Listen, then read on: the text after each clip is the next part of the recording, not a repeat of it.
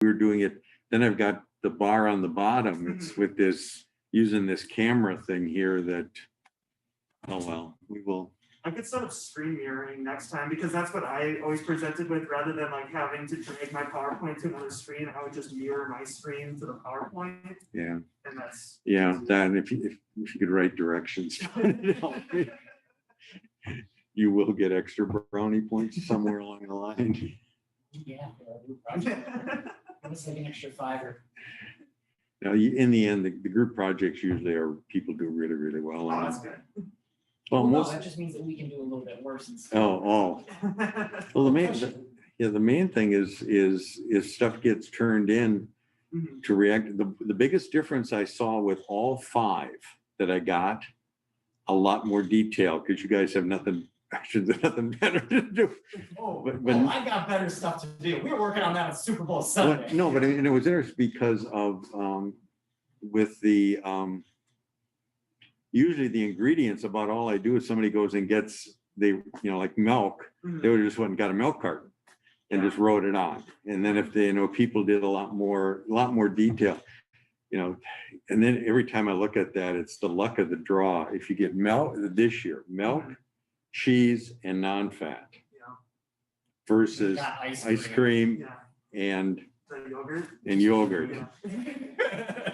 Those are really, It was the ice cream recipes were a lot more complex. well, the ice cream's all over the place. Yeah. Why wouldn't we just be buying the milk fat? Why do we need to get whole milk for this scenario?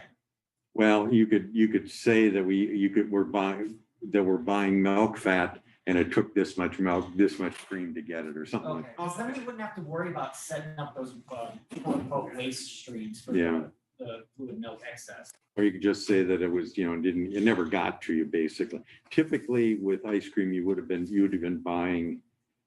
buy cream, you'd buy condensed milk or condensed something, Yeah, and your sugars would come as liquid sugar or a high fructose corn sweetener or something like that. So I've also seen some companies just buy base, and then make it from base. I don't know if that's the case. somebody's got to make the base. Yeah. You go out on Highway 61, what used to be Kohler Mix. They make mix for, like, if you're Sebastian Joe or somebody, you contract with them to make it and put it in some type of container for you. Even at the state fair, when they do in the dairy bar, they actually bring that in 250 or 300 gallon totes, and they've got a cooler where they put it up and gravity feed it. So, yeah, I was there when they designed that after the great contamination scare one year. I walked in the house, my wife goes, "Get to the fair." Joe said they got contamination. I had to go out and we worked, so. Okay, folks, I know you've been hearing my banter with 2 people that were here, and luckily one of them knew how to get me set up so that technologically we're not totally, I am totally inept, well, pretty close to inept. I'm getting a little better. At least I knew what plugs to put in today. Kumar showed me that last time. Okay, basically what I'll be doing today, talking about basic separations, and then I'm with you again next week for a session on membranes, which will help lead you into the laboratory on membrane processing. Again, remember, we start a week from this coming Monday with the laboratories, 12:50 at the assigned location. The cooking, the bread baking is up on the first floor. I think it's like room 153 or 150 or 135, 130 something. So that's where you'll be with Kumar. The rest of you will need to get your garb on to go into the pilot plant. Membranes will be on the south end. We'll be doing the homogenization on the north end. In the middle will be the retort, and freezing will be set up. And then down in the basement underneath this decking by the agglomeration will be down there. We'll be around a point, but remember, 2 people per group will come. There are videos showing what is done during the lab so that The people who aren't there will get some exposure to it. And also on some of the days when you come and let's say you're doing membranes, maybe you go over and at least stand back and you can look at what's being done for homogenization and so forth. So you get a sense of the equipment and so forth. So, and then next Friday, I will be doing homogenization with you, which is actually, again, the basis of the laboratory on separations, where we'll use an homogenizer, a high shear mixer, and a microfluidizer to give you different ways of how do we go about creating a stable liquid or aqueous and fat system. So, okay, enough of that. Okay, examples of separations. We have all kinds of separations. There we have liquids, gases, and solids, and they get mixed together, and we got to separate them. Liquid-liquid separation, we'll talk more about that later when we talk about centrifugation with creating cream and skim milk. Liquids from solids, again, we wash things and we need to remove from them, getting rid of that water and so forth. Solid-solid separations. Every time you eat a peanut or a walnut, you just did a solid-solid separation. So we're doing these all the time. Gas, solid. We'll talk about cyclones a little bit. When we spray dry, we put in a liquid and we create a gas and a solid, namely the powder, and we have to separate those. Gas liquid separations. If we get dissolved gas into products, especially if you think about it, you don't want any atmospheric oxygen in your food, so you put it through a vacuum chamber. Why? Because we want that oxygen out of there. We don't want lipid oxidation. So we do all kinds of separations, and they're a part of our daily lives, as we'll see in a moment. Some of the mechanisms of separation that we utilize filters and screens. The example I like to go there is when you open your window in the summer, not this week, of course. What is our separation? Air from flies and mosquitoes. Solid gas separation going on. Centrifuges, both industrial, and we'll talk in a moment, one that you may all have in your kitchen. You may not think of it as a centrifuge, but you will when I mention it. Gravity, a lot of gravity separations that we utilize. When Dr. Atwell was talking about grains, he was talking about gravity tables, ways that you do to separate the good from the bad. And we do a lot of hand separation. If you think about it, when you go out and if you go to an apple orchard and pick apples, if you work as a vintner and you're picking your grapes, you are doing a by hand separation. So separations are ubiquitous throughout our lives. Some examples from everyday life. Flour sifters, not used as much now. I remember as a kid, my mother gave us her old sifter and we played in the sandbox with it. So we get really fine sand from the more gritty sand. But again, mainly used to remove clumps of flour, to remove hopefully not too many bug parts, but different things like that might be present. When you coagulate eggs, what do? You take a spoon that's got slits in it and you go across it and you're doing a solid liquid separation. Here's your centrifuge in your kitchen, a lettuce spinner. You wash your lettuce, hopefully you wash it, get rid of all those evil creatures that got dropped down it in the field, and you spin it to remove the water, or you shake it. The spinner's a little more fun and a little less, although if you shake it, it does mean that you can eat a little more because you exercise a little bit extra and you burned up a few more calories. Clarifying butter. People doing that for seafoods. Take the butter, warm it, the fat rises, and the skim portion will settle out. Fat extractions of different types. Again, we utilize it. Many of you have taken food analysis. You use ethers and so forth to remove the fat so you can measure it. We also use fat extractions of different types in production of oils. There's a vast industry that's out there with that. Even in your home, you may take oil and mix it with something like garlic powder and so forth to extract those flavors.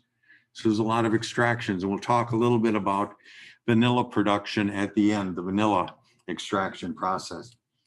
Brown spots. How many people take a knife and cut out the brown spot? A great example of a job you don't want is working at a potato factory where the potatoes are coming down the line after they've been peeled. And your job is to get the ones that have brown spots and cut them out and put them back on the line. I remember seeing that years ago. We used to go over to, it's now Michael's Foods plant, where they make simply potatoes and so forth. And that's another, again, that one's a solid separation. Shelling nuts, which I've already talked about. But probably, and more germane to our topic here as a class in food processing, what are some of the unit operations that we utilize to do separations in the food industry? We do membranes and filters. We'll be talking about membranes from the standpoint of mechanized membranes when we do the ultrafiltration lab. But we also use screens to sift stuff and so forth. A condenser as part of an evaporator to separate out the gas from the water vapor. So you concentrate the water vapor, turn it to liquid. It can then be disposed of independently of the air. Centrifuges, which we'll spend quite a bit of time on today, used to a great extent. Basis is you're all working on your dairy projects. You'll probably have a centrifuge tucked in there somewhere because you've got 3.8% fat milk and none of you are making 3.8% something. You've got to adjust those fat levels in there. Cyclones, utilized to remove your milk powders from the air that was used, the moist air that was created when you dried that liquid down to powder and gas. Vacuum chambers, as I mentioned, to put product through to remove oxygen primarily, or vacuum chambers when you vacuum package all kinds of foods. You want to get rid of all of that air, mainly again to prevent lipid oxidation, but also to be stabilizing the product even more. Gravity separations, again, the table as Dr. Atwell will have spoken about. And by hand, again, we have talked about that. One equation that is very helpful for us, especially with liquid-liquid separations, and many of you will wind up working at some point in the food industry, probably working with food products that you want to have a stable emulsion. You don't want the lipid rising and so forth. So you'll invoke the Stokes equation and the parameters in it, which we'll talk about here, to determine what is the rate of separation going on. The V there is for velocity of separation. And again, we'll talk about centrifuges later. And with centrifuges, we want to get that V high. But if you've got salad dressing on the shelf, you want that V low so that you don't get the customer calling you up and going, well, my salad dressing oiled off. What kind of crap are you guys making? So just to think about the other components in here, the D is for the diameter of the discontinuous phase. So we'll speak here of an oil in water type system. The oil droplet, you want that as small as possible because it rises more slowly when it's smaller. Density differences between the two phases. This one happens to be set up with solid and liquid, but between the water and the lipid phase. The closer these are together, the less chance the one will fall and the other will rise. The old premise of brominating vegetable oils, which we don't do anymore because there's some health issues and so forth around it.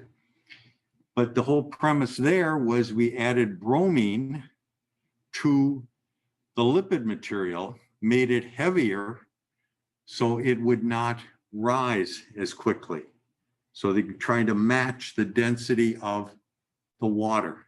The closer you can get it in that case to water, the better off you are. And finally, gravity. You can't do a lot with gravity. I'm talking here about items in the numerator of the equation. You could, well, if you'd have been on the rover that landed on Mars yesterday, there's different gravity there. So obviously gravity is a driving force.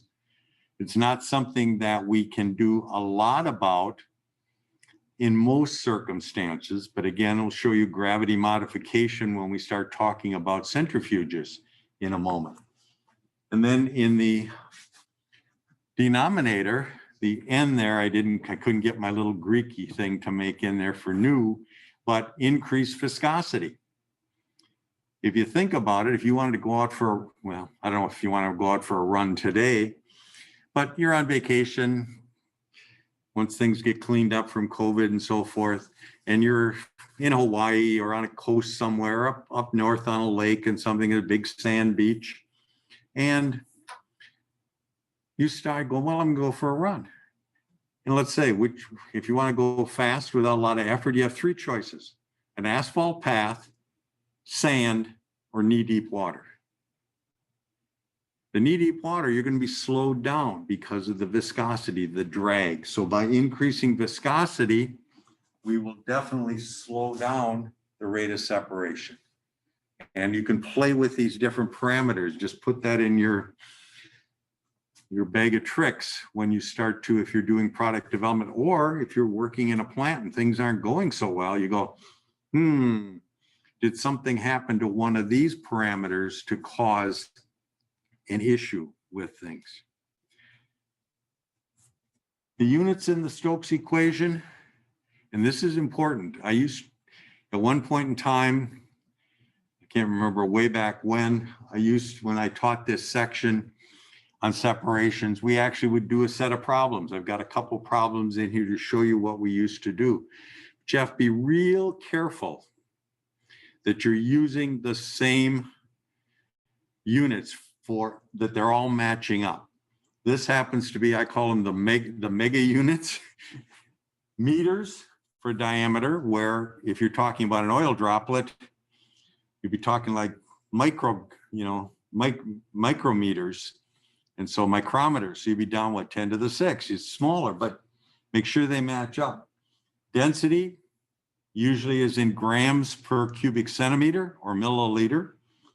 In this case, kilograms per meter cubed. Viscosity, and this is the one that'll get you, because up here you're kind of watching it, but then you get viscosity and you find, it's, and then of course it's in the evil English system, namely, drawing a blank. Times. Yeah, so you wind up with there is, or the infamous centipoise, and you get centipoise. Be real careful with that one if you're a grad student, because one of my very first papers that I published from here, boy, that thing almost came back to me as fast as I could get it there in the mail, because I was using the goofy centipoise, and you better have it in millipascal seconds. But the key there is this equation, the match to kilograms per meter cubed in meters is a Pascal second. And one of the nice things about centipoise is a centipoise and a millipascal second, or 1,000th, are equatable. It's one of the few times you don't have to have some goofy conversion factor to use. So you got to be real careful. I used to do problems and people would only be off by a factor of 1,000 because they forgot to make the conversion down. And then the acceleration due to gravity. Now to throw I talked about gravity before and say, well, unless you go to the moon or somewhere else, but we do have the effect that a centrifuge has. In essence, I call it enhanced gravity. Probably not quite right. The physicists would be cringing when I say that. But this Z factor is the radius of your centrifuge. Some of you have used small lab centrifuges, and they'll say it's X times G, gravity enhancement. So you need the radius, in this case in meters, the revolutions per minute, the RPMs, and then divided by the magic 894. I got this out of a dairy chemistry textbooks years ago. And with that, you get this Z factor, which I sometimes describe it as you modify the Stokes equation with it. The Stokes equation, same as we had before. Velocity equals diameter squared times the density difference times G times now Z, all divided by the viscosity times a factor of 18. So we have a way of calculating the rate of separation with a centrifuge. Now, I'll just walk you through a couple problems so to give you a little bit more of a practical bent with these this equation. In this case, we're looking at the rate of rise of a fat globule in a gravity. We're going with 2 microns at 20 degrees Celsius. If you're wondering why did I pick 2 microns, 2 microns is the upper limit of what a fat globule size should be in homogenized dairy products. They should all be reduced to 2 microns or less. A density difference here, I picked out, of roughly 100 kilograms per meter cubed. Absolute viscosity, see, this is where you can get in trouble. I got that in millipascal seconds. If you crunch it through after you do the appropriate conversions, again, making sure you're in Pascal seconds, your 2 micron fat globule is going to rise at the rate of roughly half a millimeter per hour, which is really pretty slow. It's going to take a long time to get those fat globules in your milk up to the top of the container.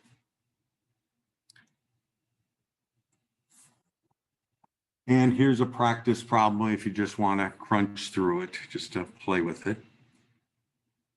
Now, what happens when we put the centrifuge in here? To show you that gravitational enhancement. Same 2 microns, density difference the same absolute viscosity. Our centrifuge, 0.12 meters in the diameter of the bowl, running at 6,000 RPMs. And if you're wondering why 6,000, for some reason, historically, that is the way the dairy centrifuges have been set up. Why someone decided 6,000 probably had something to do with when people started using them routinely, was probably the highest speed they could get with the gearboxes and so forth they had available. I don't know if that's the truth, but a lot of times you trickle back through history and it's some very practical thing that caused it. Because, I'd go, well, why not 5,000? Why not 10,000? Why 6,000?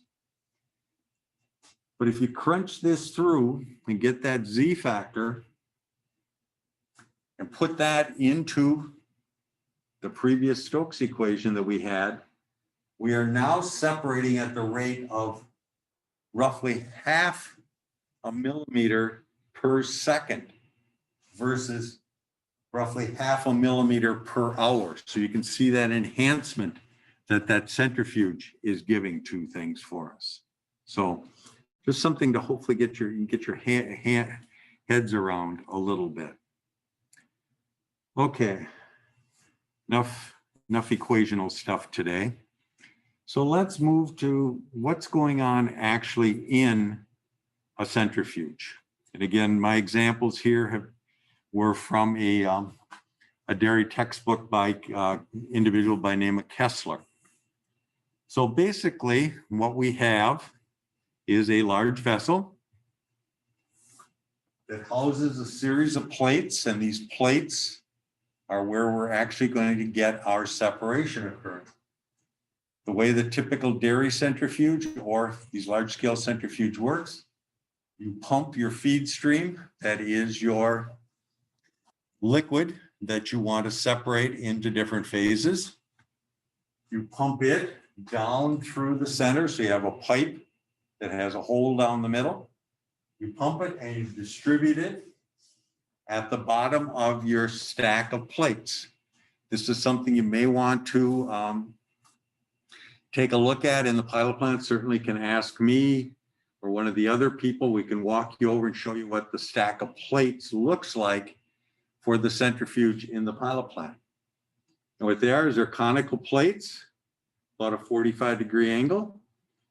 They're stacked on top of each other. They have very thin spacers, so there is a very thin gap in here. And you can stack, I won't say hundreds, but certainly 15, 20, 30, 40 of these are in this stack. And it is spinning, again, at 6,000 revolutions per minute. And what's happening? Our liquid comes down. It's pushed across the bottom. There are usually, in a lot of these centrifuges, spacer holes. So the liquid starts, it's pushed down, and then it's forced like this. But as it gets into that centrifugal field, the heavier materials get thrown to the outside. The lighter materials come to the inside. And what was one stream going in becomes two streams going out. If we're putting in fluid milk through the feed stream, we would be getting out the lighter stream, which would be the cream, the heavier stream, which would be the skim milk. And depending on how you play with the outlets up there, the back pressures, so to speak, you can get the lighter stream, that is that cream stream, to be much higher in fat or a little lower in fat by depending on, if you don't let a lot out, what is going to get up there is going to be very concentrated in fat. That does push a little bit more into the cream, into your skim stream. Because what happens is some of the little fat globules get trapped in the skim stream. A typical target on a dairy centrifuge is going to be around 35 to 45% fat in the cream stream. Skim stream, typically going to be somewhere around 0.1%. Skim, by definition, the milk people would know this, is less than 0.5% fat. So when you buy skim milk in the grocery store, the fat is to be less than 0.5%. Most of it, again, is around 1.1, 0.15. Interestingly, and this happened to one of the local dairies about 20 years ago, I got a call and they go, Dave, we got this new centrifuge and we can get down to just a few hundredths of a percent in our skim stream. But our skim tastes like crap. Because what was happening was, in the scuffing and the movement that occurred in there, what they were collecting in their skim stream was a lot of free phospholipid. That free phospholipid was more readily oxidizable for some reason, or led to off flavors. And I didn't know what was going on. So I started looking, and a colleague at that time at Penn State had done a lot of work on this. And so it was like, oh, that's what the problem is. He had worked on the impacts of phospholipids on flavor and skim. And so I said, well, just change your setting. And as soon as they popped it up to about 0.1 to 0.2, problem went away. So again, kind of file that away. Just because it's really, really efficient in one aspect, it may not make for good things in the other aspect. There are variations on that centrifuge I just showed you and how they're utilized. Again, my experience is dairy, but these translate into any other liquid types of separations.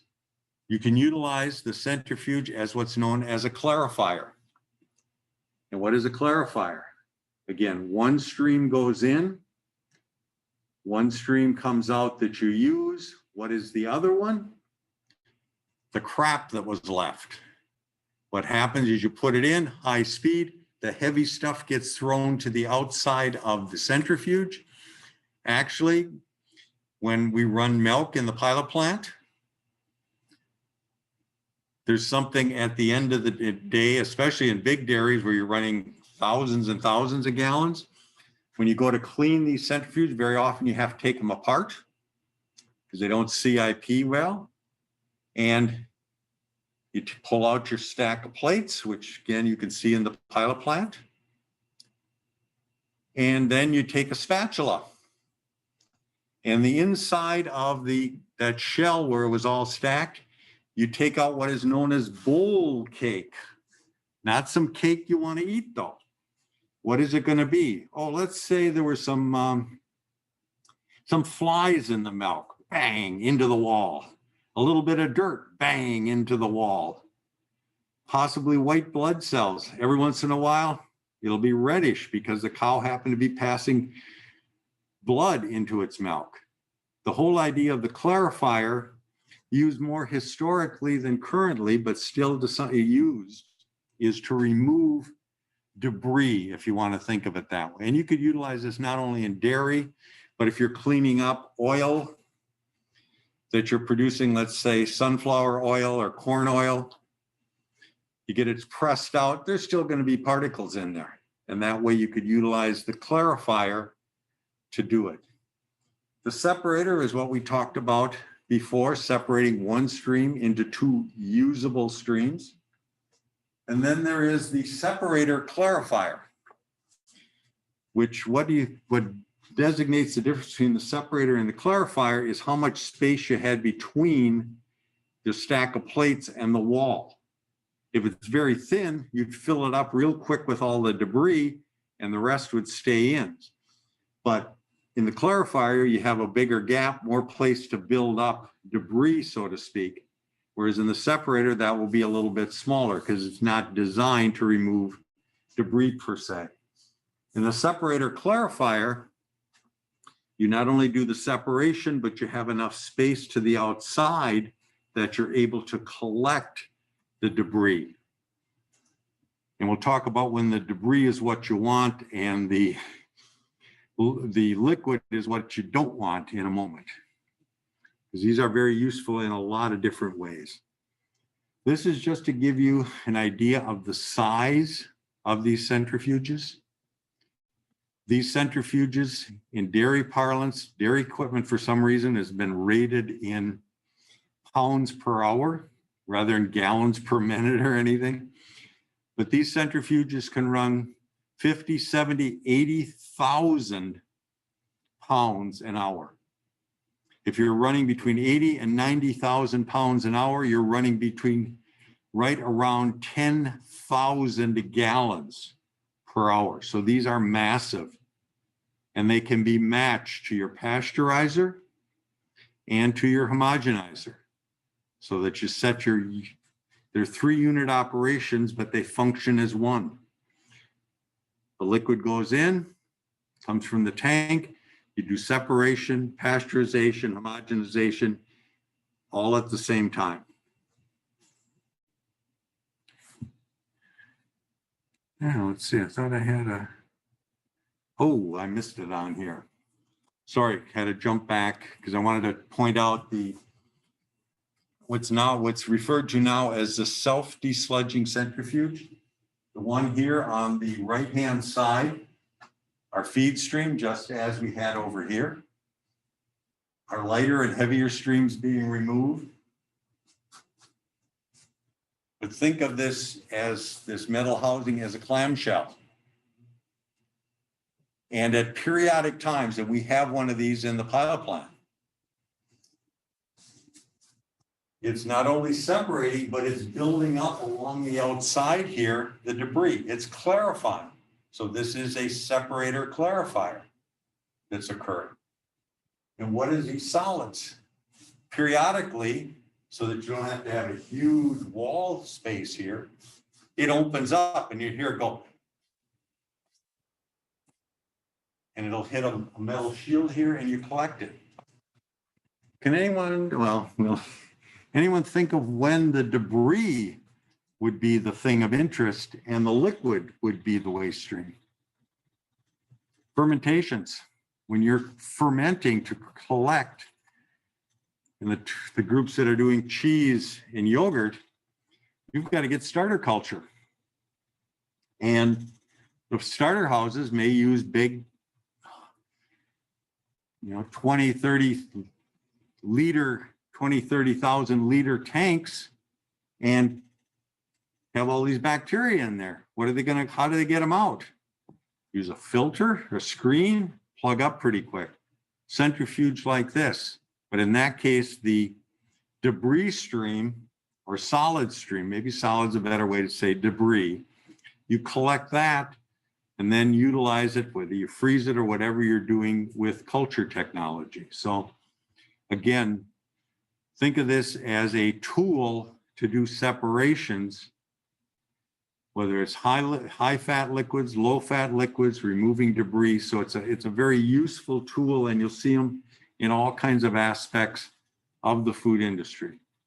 And even if you're not having it in your plant, in the case of developing starter cultures, let's say in a meat plant for making fermented sausages, where do you get those cultures? Probably centrifugation was used to get you there. Okay, that is enough on liquid type separations, or some of you may be saying liquid solid separations. This is a schematic of to separate off the powders when you're spray drying things. And what you've done is some of you have already done the spray drying lab as part of engineering, and it goes into that big chamber and out the bottom. At some point from the chamber comes your mixture of, it went in as liquid, under the heat, was converted to water vapor or high moisture air, from low moisture air to dried product from a liquid product. And now we got to get them apart. And so using a cyclone, and sometimes these might be multiple cyclones, are utilized to separate it. The basic idea here is your air and powder come into the top of the cyclone, which is conical to some extent, use straight walled and conical. It comes in, the air comes in at a tangent, it spins around. And as it spins around, it goes and works its way to the bottom. The product is impinging on the walls as we go along, so we're getting that separation. When we get to the bottom, the air goes moving around and then goes and shoots back out the top. And with a well set up cyclone, you're going to get fairly good separation. You may, however, say, well, it's not quite as good as we'd like. So what could you add? You could add a second cyclone. In some cases, people will use what they call a bag house, which is a series of basically thick fabrics, thick curtains, and that air is forced to go through there. and collects on these curtains and then falls down. Thing to keep in mind with something like that is you really want to make sure that by the time that air with that little bit of fines, as they call them, gets to the bag house, there isn't much moisture there. Because if there's moisture there, don't worry about clumping, worry about bacterial contamination and bacteria growing in there. And then you take these powders and so forth to do it. While I'm thinking of it, note to Kumar, we actually have a glass spray dryer with a little glass cyclone squirt. We haven't used it in years. And it's a great example of how not to do it. Because stuff gets to the wall wet, plus it makes a mess. And so it was actually built by one of Gary Renexius's grad students for his research work back in the early 80s. And so it's something you might want to set up sometime. Just like I said, it's a great example of how you shouldn't do it, which is probably is a better learning experience than when it works all the time. But again, just to finish off, the powder will fall to the bottom. Typically, you might have what they call tampers on here to keep the powder flowing down. Or when you don't have a tamper and you got a little one, piece of rubber hose, whack, whack, whack. Every once in a while that happens up here. You'll hear kabang, kabang, kabang. And they're using the rubber hose. And if you really want Ray mad at you, go at the side of the dryer with a wrench.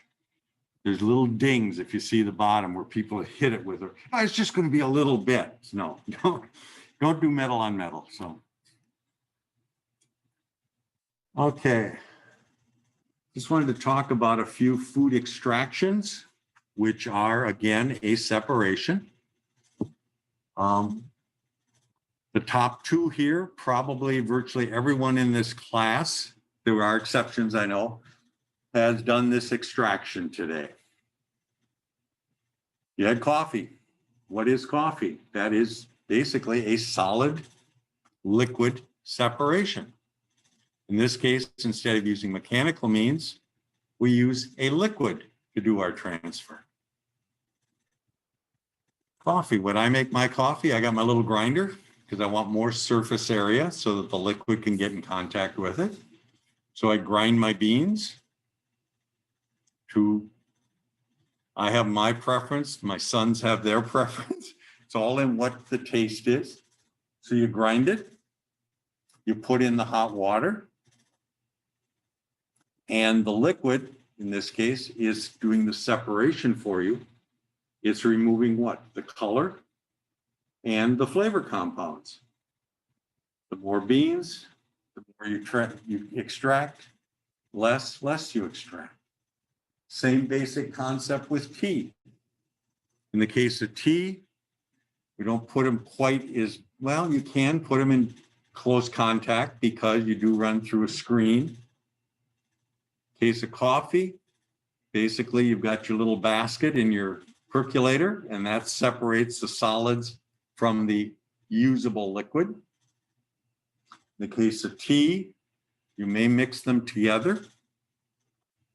And unless you like some fiber with your tea, you run it through a screen and separate out the particles from the liquid, or you use a tea bag so you get flow through. Again, different ways that we're doing separations here. They're all kind of tucked together in different ways. And then an extraction that we don't necessarily consume direct, but that is vanilla. Vanilla is an alcohol water separation. And I just want to finish up a little bit talking you through the making of vanilla. I have a much more detailed presentation I do in another class. If someone wants it, I can send it. I've got an entire extractions lecture. If you want to sit for 75 minutes and listen to me yammer about extractions, I do that for my Science of Food and Cooking class, my 1000 level. A lot of this is going to sound an awful lot like making coffee or tea. We take our beans. Instead of coffee beans or tea leaves, We grind the beans. We put them into an extractor. Extractor is just basically an industrial sized percolator. And then we percolate the alcohol water mixture, circulating it through our beans. Beans are up there in a hopper like you would have your coffee beans in a percolator. Instead of water coming up and going through, you have an alcohol water mixture that is pulling those flavor compounds out, pulling the color compounds out so that you get it. This can be done hot and it can be done cold. You get a different flavor profile. Some of the purists would say that cold extraction is the better way to go. You don't pull out some of the goofier stuff. But if you want more flavor per bottle, the hot extraction. There are others who will do a cold extraction for their really top of the line stuff. And then they'll do a cold, they do the cold, then they do the hot to get a little bit more, something that might be used as a flavorant in products that don't need that pure vanilla essence and so forth. And then we go to the bottle. Something you may have heard of, and especially in, hate to be helping the ice cream group too much, but they got a complicated product, is fold. Let me ask you questions. I've got many. Fold. Basically, fold describes the concentration of flavor in that bottle of vanilla. Typically in the grocery store, probably single fold, maybe double fold. You go up in our pilot plant, they're probably using 8-fold vanilla. What does a fold mean? Basically, the beans have to be less than 25% moisture. You weigh out, and why 13.35? I've never done the conversion to the metric, but it's 13.35 ounces by weight of beans per fold. And you extract that into 1 gallon of 35% ethanol. 2-fold, double the amount of beans, same amount of alcohol. 4-fold, 4 times, up to 8-fold. Now, I think part of the one of the reasons you're going to want to go to higher folds if you're using a lot of vanilla is there is some alcohol tax involved in here. So you've got that going on. Plus, just having how many gallons a single fold do you want to dump? If your labor is really cheap and the single fold is cheaper than the 8-fold, go ahead. But if you've got to dump not hundreds, but maybe 100 gallons versus 12 gallons in a day, let's see, which would you rather do? So you have that to think about. Flipping to the other side of the equation, why don't we get 8-fold vanilla in the grocery store? Maybe there's costs, but how much vanilla do you use when you're making a recipe? You go, I use, half a teaspoon. Well, if you miss with single fold, the flavor doesn't change that much. If you miss by the same amount with 8-fold, you've got a much more intense flavor change going on. So just wanted to, and something else that you should keep in mind is if someone comes and has really cheap vanilla for you, especially you go, sometimes I shouldn't pick on them as a country, but Mexican vanilla, you go to Mexico and they got really good, hey, this really good cheap vanilla. You want this. It's not vanilla. You know what it is, coumarin. It was banned back in the 50s as a carcinogen. And if it was banned in the 50s as a carcinogen, it's pretty nasty. But I've got a sample of it that I inherited from my predecessor in a sugar solution. And you smell it. It is wonderful. I should try to remember to bring it. No, it is. I mean, I just go, and you go, wow. I mean, it's top of the line smell. So I'm pretty sure you can still order it from Amazon. You can get Mexican vanilla. I don't know is it banned in Mexico too? Probably. Well, actually, there are really only, well, on to vanilla here. There are 4 primary vanilla growing regions in the world. One is Indonesia. There's also Tahitian vanilla. The bulk of the good vanilla comes from Madagascar, better known as bourbon vanilla, because not because it's got bourbon in it, but it was the house of bourbon when Madagascar or Malagasy Republic was a French colony. And then Mexican vanilla is really, when it was top of the line. But when they struck oil in the Gulf, there was more money to be made working in the oil fields than there was hand pollinating, and you have to hand pollinate the vanilla orchid. So very labor intensive. And so that tended to, so yeah, Mexican vanilla, hopefully Amazon isn't selling stuff with coumarin. It's cheaper than the stuff you can get here. It's not American. Yeah, I don't know, I'd be probably a little leery, but. Yeah. Okay.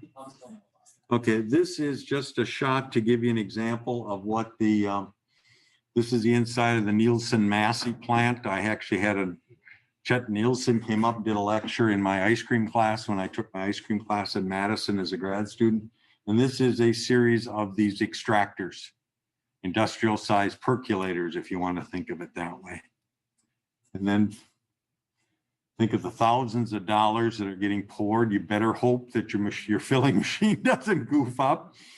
I don't know what their safety is there, but I'd make sure if there was something happened, I had a way to collect it. I didn't want all my vanilla going down the drain. And again, if people want more on vanilla, I've got, again, part of my extractions lecture for the other class. I'll try to remember to send it to Kumar and he can put it up on the website if people are, the Canvas site, if people have some more interest in it. So with that, that's the wonderful world of extractions from my perspective. And again, you'll probably never do anything in the kitchen or consume foods without, well, you won't go this manic or this anal on it. Wonder what extractions were used to make this. Oh, that's a good test question. I got to remember that. No, give you a food and tell you what are 5 potential extractions that were involved in the production of this food? I don't know. I mean, I'm just throwing one top of my head. Artificial pancake syrup. I'd have to think about it, but sure, there's a bunch of extractions there. Probably a little bit of oil. Every time you look at a can of soda, you have little bit of oil in there, even if it's diet, because you have those microparticles in there, or micro droplets to carry the flavor. So extractions are everywhere. So with that, that's what I had for today. Again, next week I'll be talking about membranes and homogenization. So certainly know where to corner me next week for sure. Again, if there's questions, feel free to email me. I'll try to get back to you as soon as I can. So I don't see any questions anywhere. Yeah. Okay, I guess with that,